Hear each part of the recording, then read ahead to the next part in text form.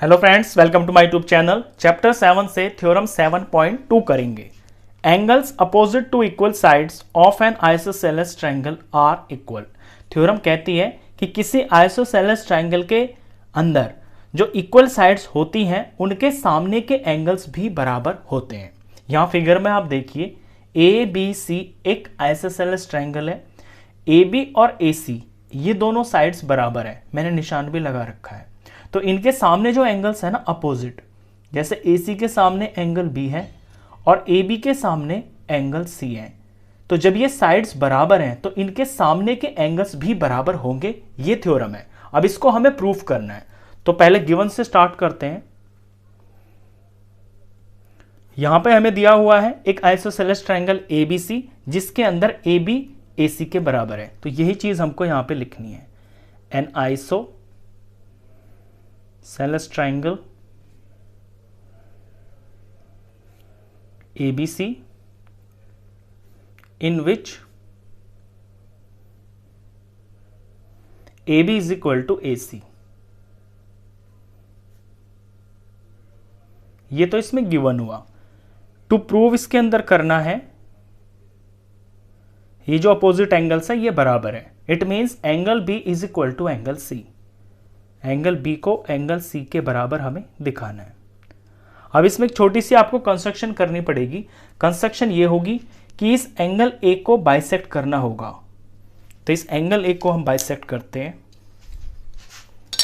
Angle A को bisect किया जाएगा और जो ये लाइन होगी ये BC को यहां पे इंटरसेक्ट करेगी।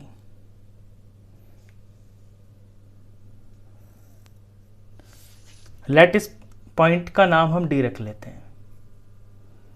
तो एंगल A बाइसेक्ट हो गया, दो इक्वल पार्ट्स में डिवाइड हो गया। अब इसे लिख लेते हैं कंस्ट्रक्शन को। तो कंस्ट्रक्शन में हमें लिखना पड़ेगा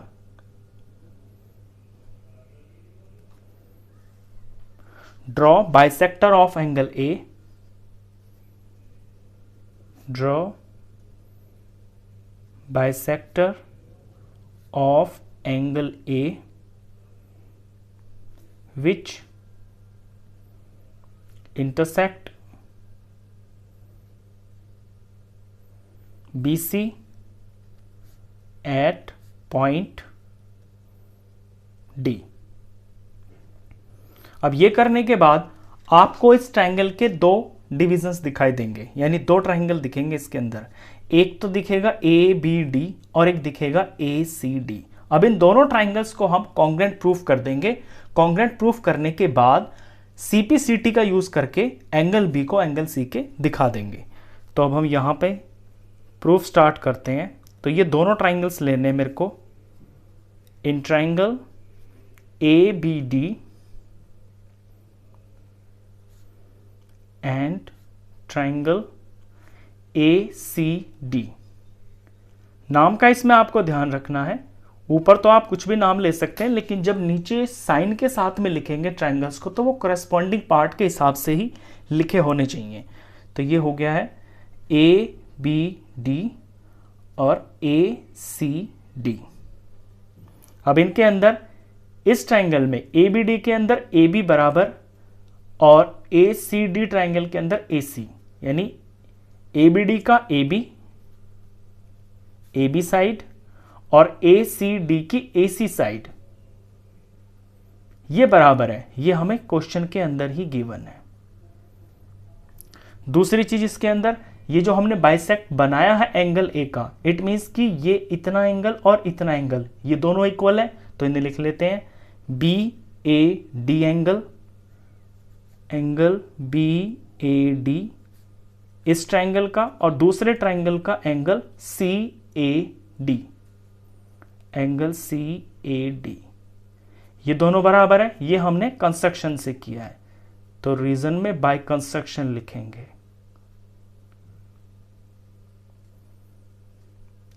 और तीसरी चीज इसके अंदर ये AD लाइन हो जाएगी, क्योंकि AD इस वाले ट्रायंगल में भी आ रही है और AD इस वाले ट्रायंगल में भी आ रही है। इट मीन्स कि ये कॉमन है।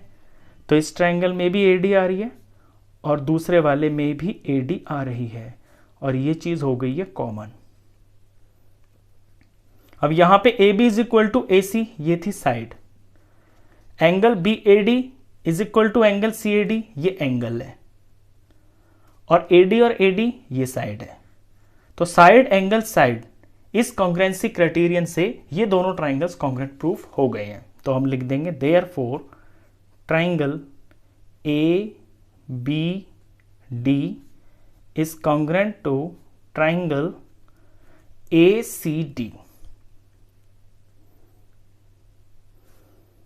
रीजन जरूर लिखेंगे यहां पे, by S A S congruency criterion. अब जब ट्राइंगल्स कॉन्ग्रुएंट हो जाते हैं प्रूफ, तो उनके जो करस्पॉन्डिंग पार्ट्स होते हैं ना वो बराबर होते हैं।